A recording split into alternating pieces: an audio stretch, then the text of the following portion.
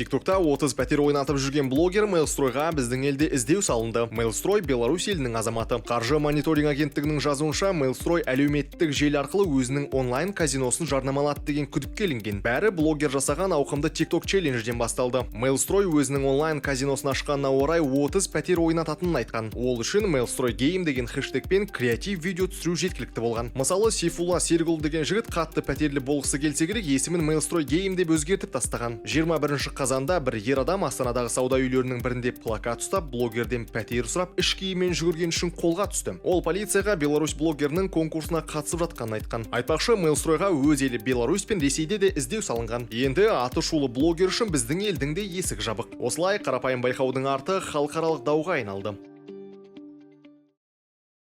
TikTok'ta 30 пәтер ойнатып жүрген блогер Mailstroy'ға біздің елде іздеу салынды. Mailstroy Беларусь елінің азаматы. Қаржы мониторинг агенттігінің жазуынша, Mailstroy әлеуметтік желі арқылы өзінің онлайн казиносын жарнамалады деген күдікке ілінген. Бәрі блогер жасаған ауқымды TikTok челленджден басталды. Mailstroy өзінің онлайн казиносын ашқанына орай 30 пәтер ойнататынын айтқан. Ол үшін Mailstroy Game деген хэштегпен креатив видео түсіру жеткілікті болған. Мысалы, Сейфулла Сергул деген жігіт қатты пәтерлі болғысы келсе керек есімін Mailstroy Game деп өзгертіп тастаған. 21 қазанда бір ер адам Астанадағы сауда үйлерінің бірінде плакат ұстап, блогерден пәтер сұрап, іш киіммен жүгірген үшін қолға түсті. Ол полицияға Беларусь блогерінің конкурсына қатысып жатқанын айтқан. Айтпақшы, Mailstroy'ға өз елі Беларусь пен Ресейде де іздеу салынған. Енді аты шулы блогер үшін біздің елдің де есік жабық. Осылай қарапайым байқаудың арты халықаралық дауға айналды.